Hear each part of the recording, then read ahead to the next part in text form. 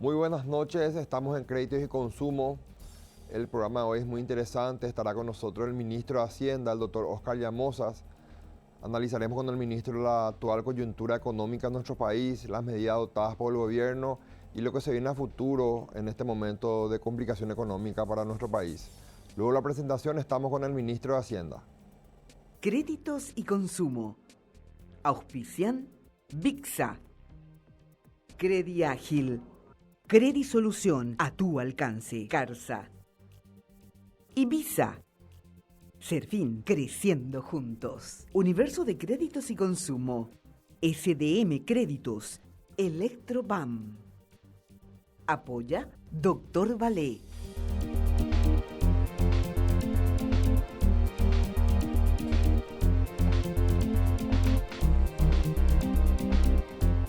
Comenzamos la entrevista con el ministro de Hacienda, Oscar Llamosas. Muchas gracias, ministro, por estar con nosotros en Créditos y Consumo. No, muchísimas gracias, doctor, por la invitación. Realmente un gusto poder estar en tu programa y aprovecho para dar un saludo a toda tu audiencia.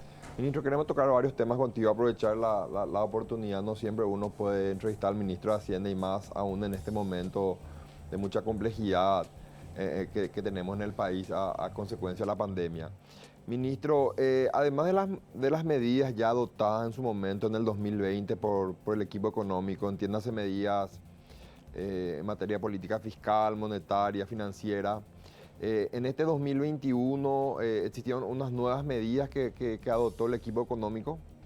Ya, mira, como bien dijiste, el año pasado, consecuencia de la pandemia, ya de manera rápida, a finales del mes de marzo, cuando se conocían los primeros casos de COVID en Paraguay, y se tomaban esas medidas en aquel momento restrictivas, ya sea en materia de circulación de las personas, en materia de cierre de fronteras, etcétera. El equipo económico rápidamente pudo diseñar un plan de emergencia de manera a tratar de contener los posibles impactos que finalmente tuvo la pandemia o sigue teniendo la pandemia en nuestro país, tanto en materia sanitaria como así también en materia económica y social. Y en esa ley se habían establecido básicamente tres pilares, ¿verdad? Por un lado, el fortalecimiento del sistema de salud, que era lo principal, tratar de preparar al sistema para atender lo que finalmente después se vino en materia de cantidad de contagios y de necesidades de los ciudadanos de internación y de insumos y medicamentos. Por otro lado, también tratar de dar algún respiro o algunas medidas de mitigación en materia económica, tanto a trabajadores como así también a empresas. Y por otro lado, también poner a disposición de las personas y de las empresas de disponibilidad de crédito, de manera a poder tener recursos para afrontar esa coyuntura adversa, ¿verdad? Muchas de esas medidas hoy continúan, por citar algunas, todo lo relacionado a los sistemas de protección social, el subsidio que se implementó a través del IPS a los trabajadores formales, eso continúa. Por otro lado, también subsidios a trabajadores informales, pero mucho más focalizados. El año pasado el PPU que llegó a casi el 70% de los trabajadores informales en sus varias etapas. Este año sigue, pero de manera mucho más focalizada. Hoy se está brindando una ayuda a comerciantes y trabajadores de las ciudades de frontera con la Argentina, que como todos saben, las fronteras siguen cerradas. Entonces, obviamente, se le está ayudando de manera especial a estos sectores. Y por otro lado, también las facilidades tributarias y algunas medidas tributarias relacionadas a la reducción del IVA, por ejemplo, para ciertos sectores, principalmente los sectores más afectados, sector de gastronomía, eventos, bares, etcétera, que tienen una reducción del 50%. Por otro lado, también el IVA a los alquileres comerciales, que eso se postergó hasta el mes de octubre de este año también con una reducción del 50%. Y hoy hemos presentado o está ya en el Congreso un proyecto de ley donde se pretende, por un lado, dar continuidad a estas medidas, ya sea a través del financiamiento y la extensión, obviamente, de estas acciones. Y por otro lado, también nuevas medidas, ¿verdad? Se plantea, por ejemplo, otorgar un subsidio en el consumo de energía eléctrica a las empresas de estos sectores que te mencionaba, un subsidio de por lo menos 6 meses del 50% de su consumo. Por otro lado también potenciar lo que fue el FOGAPI, asignar más recursos al FOGAPI para que siga garantizando mayores créditos a todos los sectores, principalmente dirigidos a las MIPYMES. Y también se plantea la creación de un fondo fiduciario que va a ser administrado por el BNF de unos 20 millones de dólares, donde lo que se busca es poder llegar realmente a aquellos sectores que por alguna razón no pudieron ser beneficiados o no pudieron acceder a financiamiento a través del sistema financiero. Entonces se plantea esto como una alternativa de tratar de llegar, como te decía, a esos sectores más afectados, seguramente con requisitos un poco más flexibles de lo que exige hoy el sistema financiero, y poder dar la ayuda también a estos sectores que la están pasando mal en esta coyuntura, ¿verdad? Entonces hay una serie de acciones que, como te decía, continúan este año, otras nuevas que están planteadas en este proyecto de ley, esta propuesta de ley que hoy ya está en el Congreso, y obviamente en la medida que se requiera el gobierno va a poner a disposición de la ciudadanía de los distintos sectores diversas alternativas para tratar de mitigar realmente esta coyuntura que está generando tanto impacto, como te decía, en materia sanitaria, económica y social, ¿verdad? Ministro, por este programa ya pasaron muchos referentes del sector económico del país, economistas, ex ministros de Hacienda, y varios de ellos coincidieron en que el 2020 trajo como implicancia niveles de caída muy fuertes en nuestra economía. Se habla inclusive de una retracción del Producto Interno Bruto nominal algunos tiraban un monto de casi 3.500 millones de dólares. Mencionaste algunos ítems o tópicos que entiendo que son referentes al proyecto de Ñapuá, Paraguay, ¿verdad? Ñapuá, el proyecto de ley que presentaron al Congreso. Este es el proyecto de ley, ministro, que buscaría, digamos, paliar esta retracción económica que tuvimos en el 2020, ¿verdad? ¿O existirían otras medidas a la par de este proyecto, ministro? Bueno, en primer lugar, obviamente esas estimaciones que mencionaste finalmente fue un poco menos, ¿verdad? De previsiones iniciales que se tenían de una caída de nuestra economía en torno al 3,5%, algunos incluso hablaban de que la caída podía ser un poco más. Finalmente la caída fue menor, fue del 0,6%, fue la caída más baja en la región. Una región donde el promedio de la caída de las economías estuvo en torno al 7%. Entonces nosotros creemos que esto fue resultado, por un lado, de las acciones que implementó el gobierno y obviamente también de la estrategia para administrar la pandemia con las aperturas graduales que se fueron dando de fases, y obviamente lo que permitió también que el sector privado pueda incorporarse a la actividad económica, y con esto obviamente esa caída fue menor, ¿verdad? Está en torno a los 2.500 a 2.600 millones de dólares. Por otro lado también, por un lado está el plan de emergencia que te estaba comentando. A mitad del año pasado también se implementa otro plan ya de recuperación o de reactivación, donde obviamente se mantienen estos pilares iniciales de protección social, también de financiamiento para el sector productivo, pero se agrega una fuerte apuesta a la inversión pública, ¿verdad? La inversión pública fue clave el año pasado para sostener o para evitar que la caída en la economía fuera menor de la inicialmente prevista. También el sector primario, el sector agrícola, fue un sector que hizo que la economía tenga finalmente estos números no tan negativos, dado el contexto regional y mundial que generó la pandemia. Y la apuesta del equipo económico es esa, ¿verdad? Por un lado, apostar, como te decía, este plan Ñapuá, que tiene estos pilares de seguir facilitando recursos a los sectores productivos, seguir acompañando la inversión pública como un eje central. El año pasado se llegaron a números históricos del 3,5% del Producto Interno Bruto solamente de la inversión pública, y obviamente la apuesta sigue siendo esa en el corto plazo, pero en el mediano plazo también ir avanzando en otras estrategias de financiamiento de la obra pública, ¿verdad? Obviamente toda esta coyuntura hizo que el espacio fiscal se haya reducido, consecuencia de estos recursos que puso el fisco a disposición de la atención de la pandemia. Estamos hablando de 5,5% del Producto Interno Bruto que puso el fisco el año pasado para afrontar esta coyuntura, y obviamente eso tiene su impacto en el mediano plazo, pero de manera a que no tenga un impacto negativo en la inversión pública, se plantea también una agenda muy ambiciosa en materia de otras alternativas de financiamiento, llámese asociaciones público-privadas, llámese concesiones, inversiones, de manera que el sector privado pueda tener también una participación mucho más activa en la obra pública, ¿verdad? Y por otro lado, seguir con los regímenes especiales también que hoy tiene a disposición el fisco. Hay inversiones muy importantes que están desembarcando en nuestro país. En el norte se va a instalar una planta celulosa con una inversión de cerca de 3.000 millones de dólares bajo el régimen de zona franca.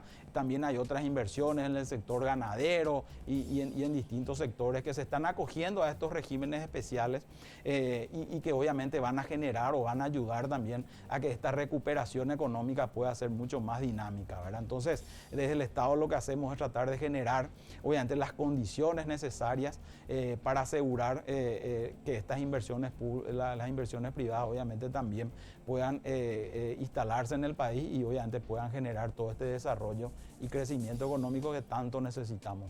Entiendo como 2 puntos o 2 ejes claves para el gobierno es la apuesta a la infraestructura en materia de construcción del sector público y también la captación de inversionistas extranjeros. En ese punto importante, ministro, ya en su momento le tocamos este tema con el ministro La Cepellat y varios referentes también. Hoy en día existe, yo ya me gustaría llamarlo como una problemática para aquellos inversores extranjeros, la complicación, ministro, de abrir una cuenta bancaria en nuestro país para los extranjeros es terrible. Te lo digo yo como profesional del derecho que le asisto a varias empresas extranjeras. Sí, cuesta muchísimo captar, el marketing de captación es difícil y es muy complicado.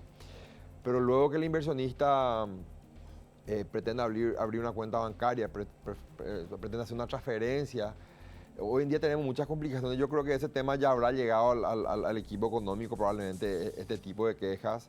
En su momento yo he hablado hasta con el ministro de Industria y Comercio y él me dijo que era una preocupación que tenía y ya había recibido varias quejas en relación a ese tema y creo que teniendo en cuenta que este 2021 ustedes apuntan como un eje clave el tema de la inversión extranjera, habría que trabajarlo eso, ministro. Asimismo, ¿verdad? Dentro de esa agenda del gobierno que te mencionaba, de acompañar o de potenciar estas modalidades relacionadas a una participación más activa del sector privado, hay una agenda muy importante en materia de mejora del clima de negocio, ¿verdad? En ese sentido, por un lado, el año pasado se planteó una ley relacionada a las empresas de acciones simplificadas, lo cual en líneas generales permite que la apertura de nuevas empresas se haga de manera mucho más rápida y mucho más simplificada. Eso ya es ley, está ya en pleno funcionamiento. Por otro lado, hay otras iniciativas que se están trabajando dentro del equipo económico en coordinación con el Banco Central y una de ellas obviamente es todo lo relacionado al sistema financiero, ¿verdad? Entonces, estamos tratando de generar esas iniciativas y esas conversaciones de manera que ese proceso sea mucho más dinámico, ¿verdad?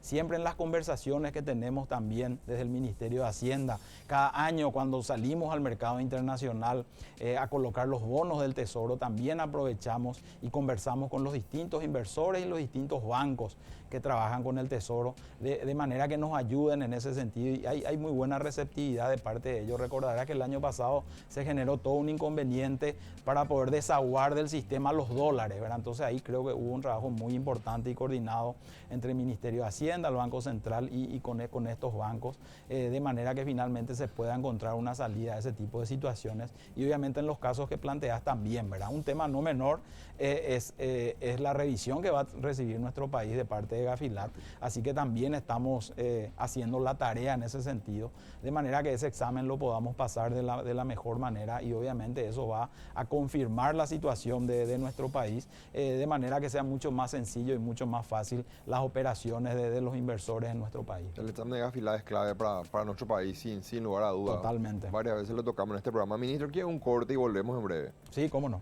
Volvemos en breve con el ministro de Hacienda.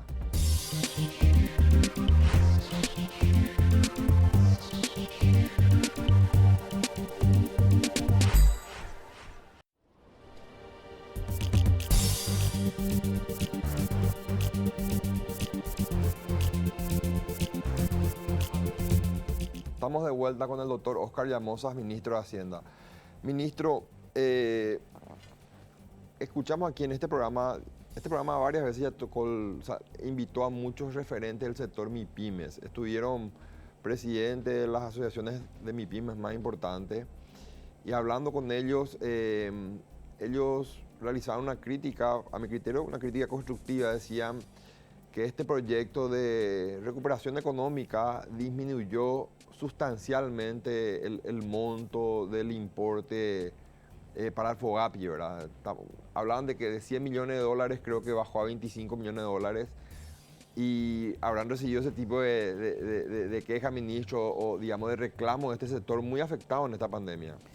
Bueno, mira, suerte que me haces esta pregunta. En realidad esta propuesta de ley realmente la socializamos y la trabajamos con distintos sectores, ¿verdad? Y uno de ellos obviamente todo este sector de MIPYMES, al cual agradecemos también esa predisposición que las veces que fueron convocados a las reuniones para tratar de encontrar salidas rápidas a toda la problemática que están afrontando las distintas empresas en nuestro país.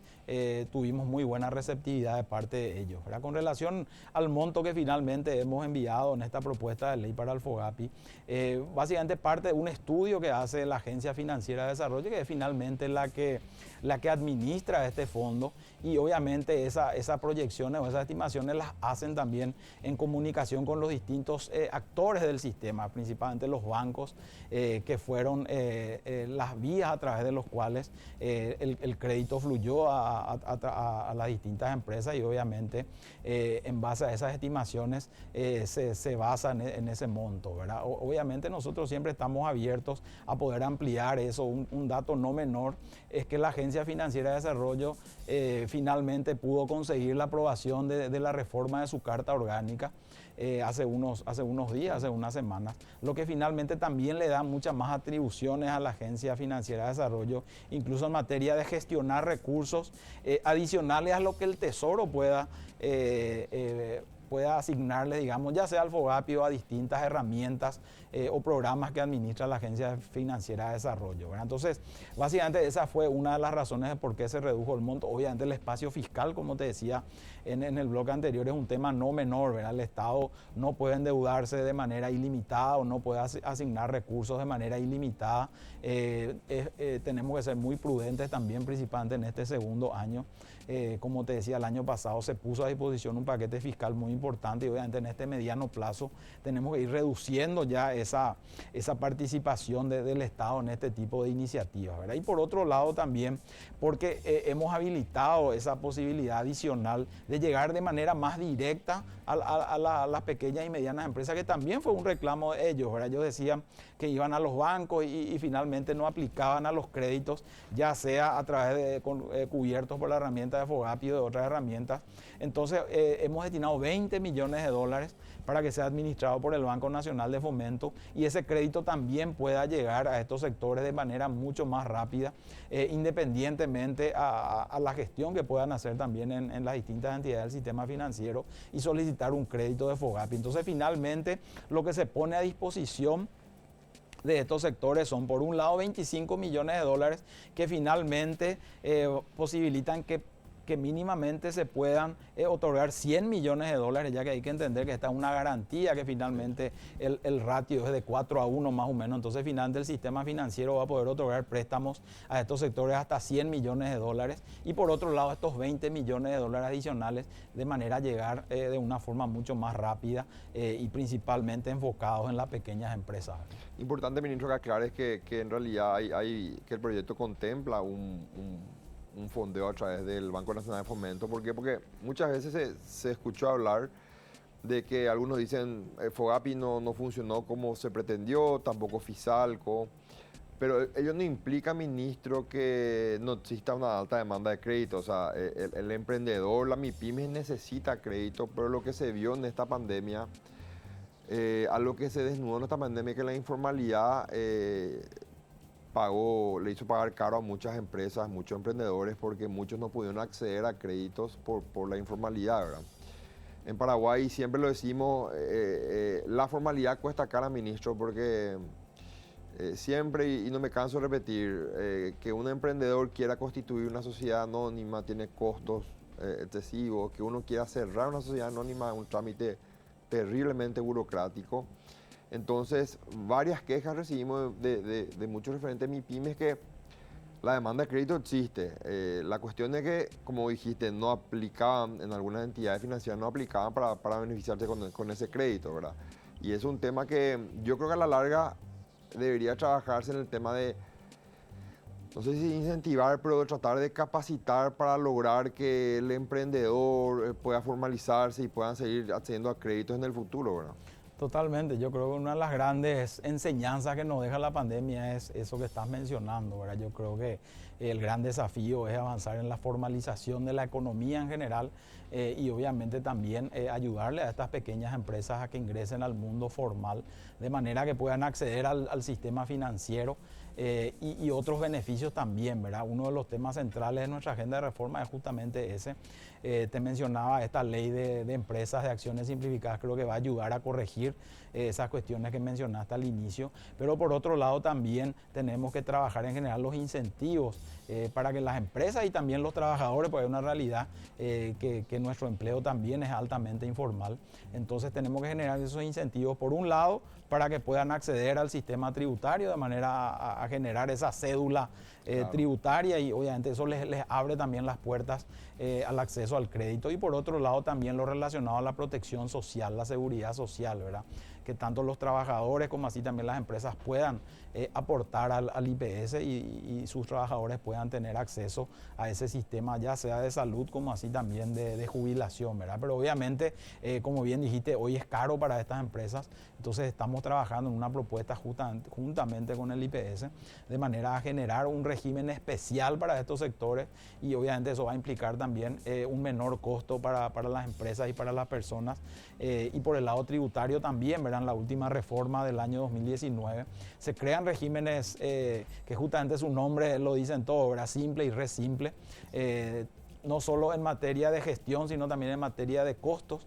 Es mucho más conveniente y creemos que con los incentivos correctos yo creo que vamos a llegar a poder formalizar a una cantidad muy importante de empresas y de personas, ¿verdad? Además, ministro, esto que mencionaste, yo creo que la falta de información termina siendo clave en este tema porque hay cierto temor de este sector. Esa es una opinión mía con respecto al tema de la formalidad. Muchos temen, tengo que facturar todo, tengo que declarar todos mis ingresos, la SED me va a tener, voy a estar en el ojo la SED permanentemente, pero también no dimensionan que el hecho de no estar formalizado implica no acceder a créditos, siempre estar topeado para cualquier tipo de crecimiento, expansión económica para su empresa.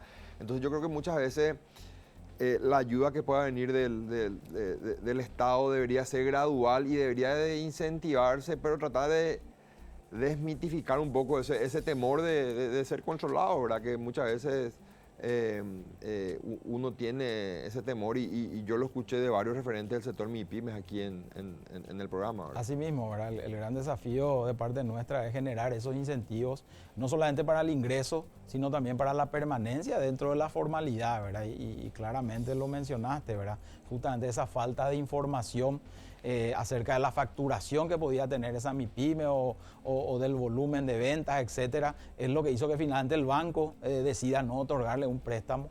Y el año pasado, como te decía, a través de todas estas herramientas se pusieron a disposición líneas de financiamiento bastante blandas, ¿verdad? Entonces, obviamente todo eso hizo que estas empresas no puedan aprovechar esa coyuntura, ¿verdad? Pero obviamente es un trabajo que lo estamos iniciando a través del PTGO, por ejemplo, ya en los últimos pagos se exigía que estos trabajadores informales se registren en alguno de estos regímenes simples o re simples, de acuerdo obviamente a su actividad económica y a su nivel de facturación, y lo hicimos a más de 400.000 personas, ¿verdad? Entonces, el gran desafío que nos queda es mantenerlos dentro del sistema y finalmente generar esa unión también con el sistema de protección social, ¿verdad? Entonces, esa es una de las acciones que estamos trabajando, como te decía, dentro del Ministerio de Hacienda, el equipo económico y obviamente también con las entidades relacionadas, tema IPS, etcétera. Clarísimo, ministro. ¿Quiere un nuevo corte, ministro? Sí, cómo no. Volvemos en breve con el ministro de Hacienda.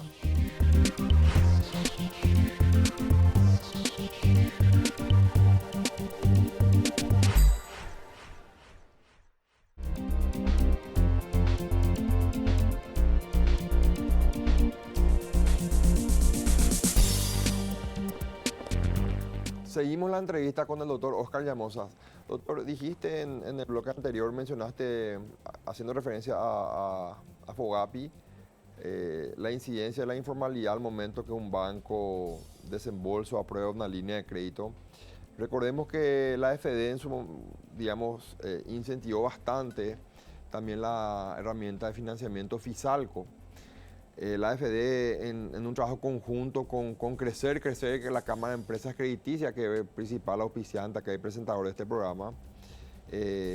Crecer le aglutina a las más importantes casas de crédito del país y 8 de las 30 fueron, digamos, seleccionadas por la AFD para hacer llegar la financiación a través del mecanismo Fisalco.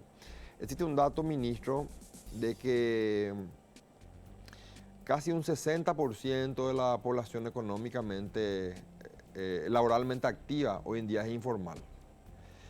Esa población, ministro, se queda prácticamente sin financiación. Fisalco hoy en día creo que está sin fondo, ministro, vos me vas a corregir si no es así. En caso que sea así, Fisalco sin fondeo para lo que queda de este año y para el año que viene, ¿existiría algún nuevo plan, alguna nueva herramienta de financiación similar a Fisalco para que las casas de crédito puedan colaborar en la asistencia crediticia de este sector informal del mercado paraguayo, ¿verdad?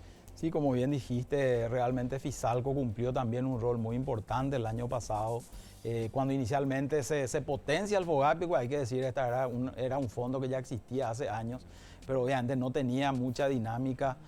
Cuando se toma la decisión de potenciar el FOGAPI y empezar a garantizar los préstamos que entregaba el sector financiero, ya sea público o privado, también veíamos que llegó un momento que empezó a perder dinamismo, ¿verdad? Entonces, conversando con los bancos y distintos actores del sistema financiero, prácticamente ya estaba agotada esa alternativa de llegada con las pequeñas y medianas empresas. Entonces es ahí que se establece y se potencia lo que es el Fisalco y se empieza a asignar también recursos a las casas de crédito, como bien mencionaste, y también a las cooperativas, ¿verdad? Y ahí se tuvo una dinámica muy importante, más de 38.000 líneas de crédito fueron otorgadas bajo esta herramienta, más de 200 millones de dólares.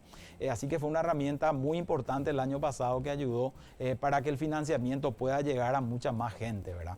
Con relación a cómo pensamos continuar este año, ¿verdad? Ahí nosotros vemos dos alternativas, ¿verdad? Por un lado, te comentaba que la Agencia Financiera de Desarrollo le acaba de ser aprobada una reforma de su carta orgánica, la cual le va a permitir poder acceder a otras fuentes de financiamiento, a otras alternativas de financiamiento y poder financiar este tipo de herramientas. Esa es una discusión que estamos teniendo ya hoy con esta ley aprobada con la Agencia Financiera de Desarrollo. Obviamente una de las opciones es ver cómo dar continuidad al Fisalco, ¿verdad? Y por otro lado, esta línea de crédito que te mencionaba, a través del Banco Nacional de Fomento de los 20 millones de dólares.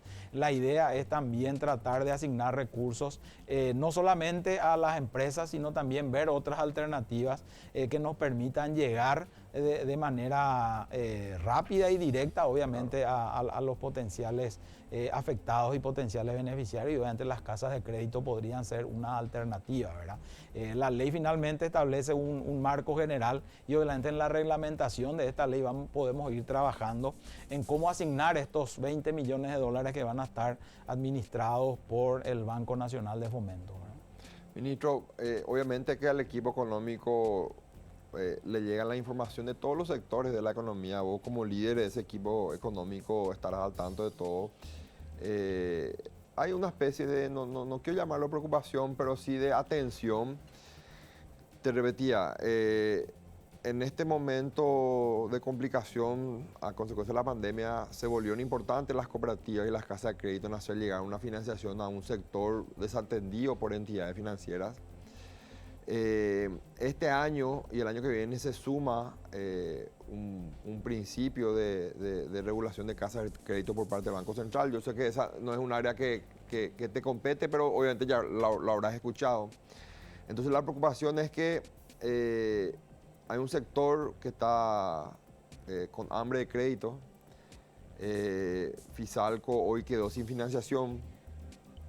si hay mucha información de que la regulación del Banco Central será gradual y proporcional, no será una regulación estricta, que yo creo que es el camino correcto, pero habría que atender un poco este factor, ministro, porque que en este momento de complicación económica para el país, las principales empresas de crédito que pueden, digamos, ayudar a asistir crediticiamente, tropiecen con algún que otro problema, podría a la larga repercutir de forma negativa en la intención que tiene el gobierno de recuperar económicamente lo más rápido posible al país, ¿verdad? Totalmente, ¿verdad? Dentro de esa independencia que tiene el Banco Central en nuestro país, que obviamente fue clave y es clave para que uno de nuestros pilares sea justamente esa fortaleza macroeconómica, tanto monetaria como fiscal, el Banco Central cumple un rol clave, ¿verdad? No obstante, como bien dijiste, dentro del equipo económico tenemos conversaciones con los distintos actores y uno de ellos es el Banco Central. Y el Banco Central creo que demostró esa apertura suficiente para poder dialogar con todos los sectores y trabajar de manera coordinada en la implementación de este tipo de medidas, ¿verdad? Así que yo le voy a trasladar obviamente esa inquietud al presidente del Banco Central y como te decía, entiendo que ellos tienen la suficiente amplitud, digamos, de poder entender la coyuntura, lo han hecho y el año pasado creo que fue un claro ejemplo de todas las medidas también que se tomaron desde el ámbito monetario que nos mencionamos también, pero que fueron claves, ¿verdad? El hecho de bajar las tasas de regulación monetaria y otras medidas de flexibilización que se tomaron desde el Banco Central también fueron claves para que finalmente el impacto de la pandemia se pueda mitigar el año pasado y obviamente se está dando continuidad a todas esas medidas. Así que el Banco Central también seguramente va a tomar en consideración esa situación y va a tomar la mejor decisión, ¿verdad? Ministro, ¿cuáles son tus expectativas con respecto al proyecto de ley que está en el Congreso? Recordemos que esta es una opinión mía, ¿verdad? Yo creo que hay que tratar de aprobarlo este año, ¿verdad? Porque el año que viene estamos entrando en un año político. Entonces, ¿cuál es la expectativa del equipo económico con respecto a la aprobación de este proyecto de ley? Y eventualmente existe un plan B ante modificaciones que puedan surgir del Congreso, de rechazos. ¿Cómo ves, ministro, este tema? Bueno, por un lado es importante mencionar que en el Congreso Nacional nosotros tenemos presentadas varias propuestas de leyes.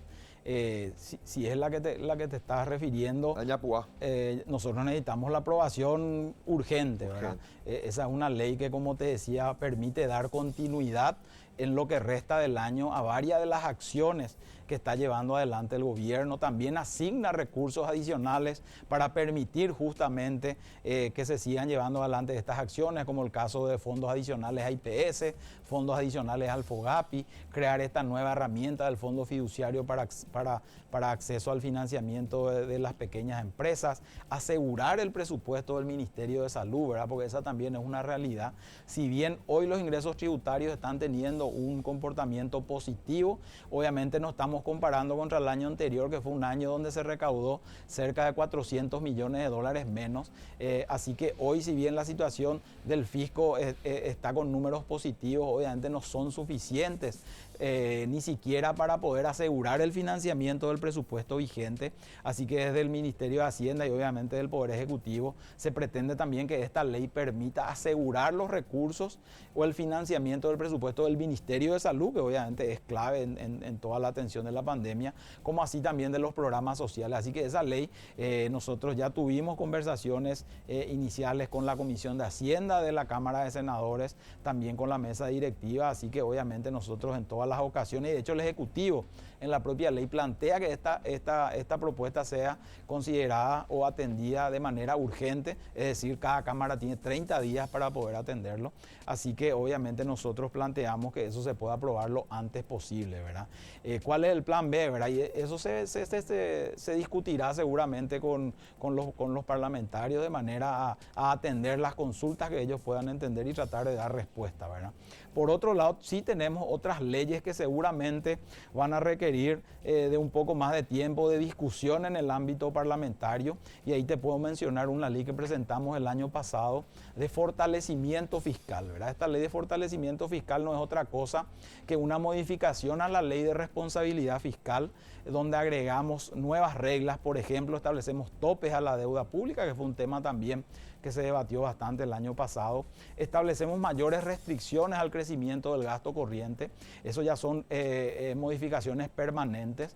Pero por otro lado, la ley también establece medidas transitorias que nos van a asegurar la vuelta a los niveles de sostenibilidad fiscal en el mediano plazo, que también es una de las cuestiones que fue bastante discutida o es discutida en los últimos años. Así que esta ley también es muy importante que pueda ser tratada este año y pueda ser aprobada, así como las leyes de reforma del gasto público, ¿verdad? Dentro de la agenda del gobierno es clave avanzar con estas reformas y entre ellas la del gasto público. Ahí hablamos de la ley de suministros públicos, que es la nueva propuesta que hace el Ejecutivo a la ley de compras públicas, que fue presentada también ya hace unas semanas. Y por otro lado, la ley que se planteó el año pasado de reforma del servicio civil y que este año vamos a enviar seguramente en los próximos días para que pueda ser tratado lo antes posible también dentro del Congreso Nacional, ¿verdad? Así que estas leyes son claves y son importantes y tienen que ser discutidas y aprobadas lo antes posible para que podamos continuar con este proceso de reforma que ya lo iniciamos desde el Ejecutivo y de manera a poder ver los resultados lo antes posible, ¿verdad? Muy buena la información, ministro. Quiero un último corte, te voy a pedir que le deje un mensaje a la teleaudiencia a la vuelta del corte y me pareció muy importante porque mucha gente no conoce este número de leyes que están trabajando, que están impulsando en el Congreso, y yo creo que es importante que la gente dimensione todo el trabajo que están haciendo desde el Ministerio de Hacienda. Sí, y lo más importante, ¿verdad? Estas leyes son claves para que podamos avanzar, como te decía, por un lado en este proceso de convergencia fiscal, que no es otra cosa de volver a los niveles de sostenibilidad fiscal que le caracteriza a nuestro país y que tuvimos que desviarnos consecuencia de la pandemia, y por otro lado asegurar o sentar las bases para el crecimiento económico de nuestro país, ¿verdad? Y dentro de eso la mejora del gasto público también es clave, ¿verdad? Permíteme un corte, ministro, y volvemos en breve. Sí, cómo no. Volvemos en breve con el ministro de Hacienda.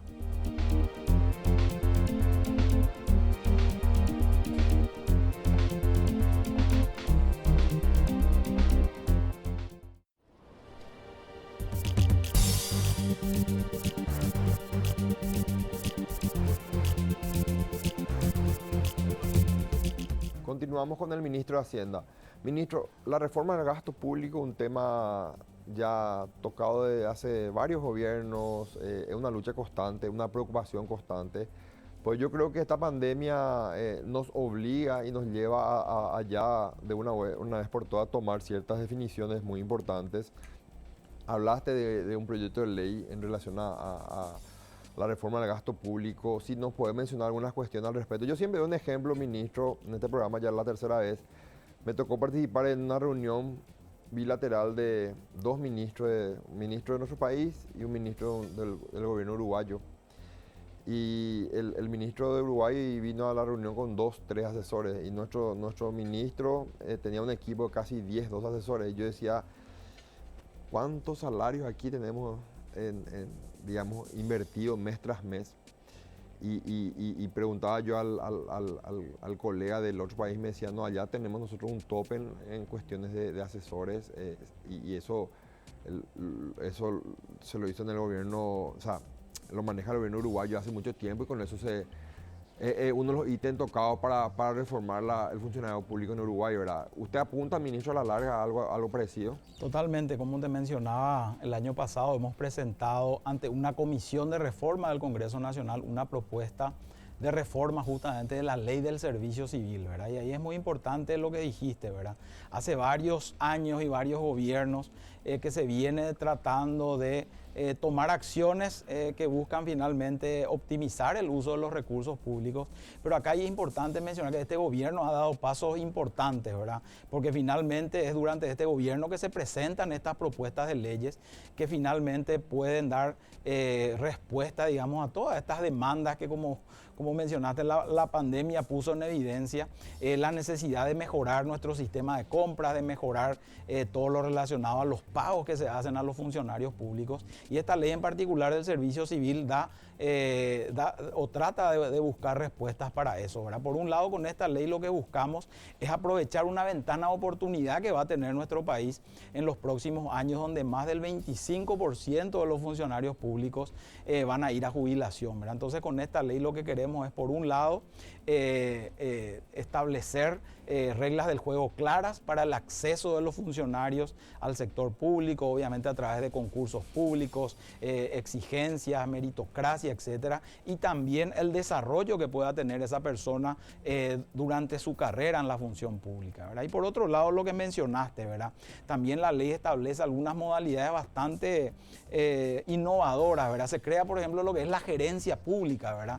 Que es todo un tema dentro de la función pública, ¿verdad? Entonces, a la par de la carrera de la función pública, donde obviamente se van a tener criterios relacionados a las responsabilidades de los funcionarios en las distintas etapas de esa carrera, lo relacionado a los niveles académicos que pueda ir teniendo esa persona, también obviamente los cargos gerenciales que hoy son de libre disponibilidad, es decir, yo, ministro de Hacienda, puedo designarle a cualquier director del Ministerio de Hacienda y traerlos de afuera, ¿verdad? Claro. Sin necesidad de que tenga, como dijiste, esa preparación mínima. Finalmente eso va a ser una responsabilidad mía a qué personas yo le designo en estos cargos de confianza, ¿verdad? Entonces, esta ley limita ese tipo de cosas de manera justamente a potenciar esa carrera de la función pública, ¿verdad? Que finalmente los que lleguen a los cargos gerenciales sean funcionarios públicos de carrera, que hayan demostrado durante esos años de servicio la suficiente capacidad para poder llegar a esos cargos, y finalmente se limitan a unos pocos cargos de libre disponibilidad de la autoridad de turno, ¿verdad? Entonces, esa también es una de las cuestiones muy importantes que obviamente en estos años de vigencia de nuestra ley de la función pública, obviamente nos da esa experiencia, y lo que queremos obviamente es trabajar sobre lo que funcionó, pero obviamente dar esos pasos importantes, finalmente buscando esa profesionalización del funcionario público, que finalmente se traduce en mejores servicios a la ciudadanía. Nosotros somos servidores públicos y finalmente somos los que en mi caso administramos los recursos en nombre de los ciudadanos, y obviamente tenemos que tener a nuestro lado gente capacitada que nos pueda ayudar a poder hacerlo de la mejor manera. Así que esa es una de las leyes claves que este gobierno, no solamente por la pandemia, se puso como objetivo, sino ya a inicios de este gobierno estaba dentro de los temas centrales para avanzar en este periodo. Y el otro también, el de compras públicas. Con el de compras públicas nosotros queremos aprovechar esa gran capacidad que tiene el Estado de comprar y darle un uso más de política económica, ¿verdad? Tratar de aprovechar esas economías de escala que tiene el Estado, ya sea para conseguir mejores precios, como así también para poder ayudar a ciertos sectores de nuestra industria a que puedan desarrollarse, ¿verdad? Así que esas son dos leyes claves que, como te decía, ya fueron presentadas al Congreso Nacional y que esperemos que puedan ser discutidas y aprobadas lo antes posible, porque una cosa es la aprobación de la ley, pero un tema no menor es toda la etapa de implementación de esta ley, y obviamente los resultados se verán seguramente recién en el mediano plazo, ¿verdad? Así que estas son iniciativas, como te decía, ya terminadas. Hay otras que está trabajando también el Ministerio de Hacienda conjuntamente con la Secretaría Técnica de Planificación, que nos está ayudando también en esta tarea de reformas, y también otras entidades dependiendo del tema. Así que la agenda es bastante amplia del Ministerio de Hacienda, del equipo económico en materia de reformas, y obviamente estos espacios son muy importantes para nosotros, para que la ciudadanía pueda conocer y obviamente acompañar, ¿verdad? Porque eso también es un tema que siempre nosotros pedimos en todos los espacios que nos dan, que la ciudadanía apoye este tipo de iniciativas, porque finalmente estamos hablando de recursos públicos, estamos hablando de servidores públicos que son los que entregan los bienes o servicios que llega a toda la ciudadanía, y obviamente lo que queremos es que eso se haga de la mejor manera y de calidad, y obviamente dando el mejor uso de los recursos públicos que hoy nos entregan para que sean administrados por nosotros, ¿verdad? Ministro, muy claro. Ministro, si tenés que mencionar algunos pilares y ejes fundamentales para que nuestro país sienta una recuperación económica a corto plazo. Si podemos despedir el programa con eso, a tu criterio, obviamente son varios factores, ministro. La recuperación probablemente no va a ser de este año para el otro, ¿verdad? Pero si tenés que hablar de inmediatez, de factores claves para la recuperación, para que la ciudadanía sienta una recuperación inmediata luego de esta pandemia. ¿Qué podés mencionarnos? Bueno, por un lado, nosotros por lo menos somos bastante optimistas con relación a este año. Las perspectivas de crecimiento económico son positivas. En la última revisión del Banco Central, ellos estiman que va a haber un crecimiento de la economía en torno al 3,5%, que este crecimiento económico se va a dar principalmente por una recuperación del sector servicio, que fue un sector realmente muy afectado o que sigue siendo muy afectado por la pandemia. Por otro lado, también el sector construcciones es un sector clave, la obra pública, también la inversión privada obviamente es muy importante y va a ayudar a que este crecimiento económico se pueda sostener. Y justamente estas cuestiones van en línea con lo que te mencionaba, el plan Ñapuá que se había puesto en marcha en el segundo semestre del año pasado y que continúa este año, va a ser muy importante, la obra pública, poder llegar con financiamiento a todos los sectores para que la reactivación se pueda dar de manera rápida. Y por otro lado también crear ese ambiente de negocios de manera a incentivar la inversión privada también, ¿verdad? Así que esas son cuestiones claves y obviamente esas señales que pueda dar el gobierno por el lado del gasto público también es muy importante, ¿verdad? Es un reclamo bastante permanente de la ciudadanía y yo creo que tenemos que dar respuesta a esos reclamos, así que también esas reformas que te mencionaba son muy importantes y yo creo que van a ayudar a que la recuperación económica se pueda dar en el corto plazo, ¿verdad? Obviamente la coyuntura sanitaria también es un tema clave, ¿verdad? Claro. En la medida que podamos avanzar con los procesos de vacunación masiva de la población, eso va a ayudar también a que la recuperación se pueda dar con mucho más fuerza este año. Por suerte hay muy buenas noticias en materia de llegadas de vacunas, así que es un pedido especial a la ciudadanía que se acerque al momento que le corresponda a vacunarse, a que siga manteniendo los cuidados sanitarios y finalmente podamos controlar esta situación de pandemia y obviamente ya enfocarnos seguramente en breve a esa recuperación económica tan importante para nuestro país, ¿verdad? Y el mensaje para la ciudadanía, obviamente, que todo esto, la única forma de llevarlo adelante es juntos, ¿verdad? Que el Estado no va a poder llevar adelante todas estas cuestiones sin acompañamiento de la ciudadanía, sin el acompañamiento del sector privado, que como todos sabemos es el sector privado el que finalmente genera toda esta actividad económica que finalmente termina en más trabajo, en más ingresos para todos los ciudadanos. El Estado lo que hace es tratar de generar esas condiciones mínimas de manera que el sector privado pueda desarrollarse. Así que esas señales que podamos dar desde el Estado con el apoyo de toda la ciudadanía para nosotros va a ser muy importante y como te decía, somos muy optimistas con relación a este año y obviamente también para los años siguientes, ¿verdad? Muy clara tu ponencia, ministro. Agradecido contigo por haberte tomado tu tiempo. Sabemos que tenés múltiples responsabilidades día a día y el hecho de estar con nosotros aquí es importante para el programa y para la teleaudiencia.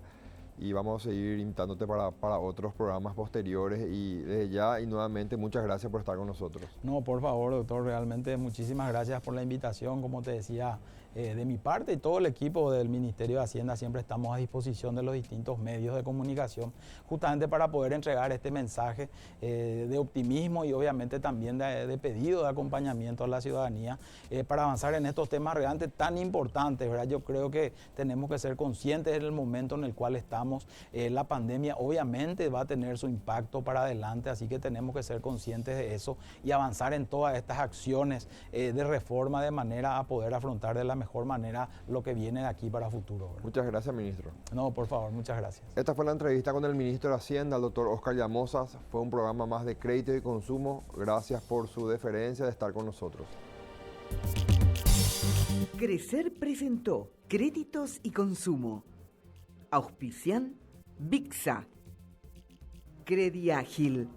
Credisolución a tu alcance. Carsa. Ibiza.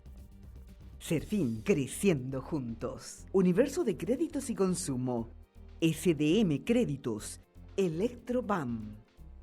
Apoya Dr. Valé.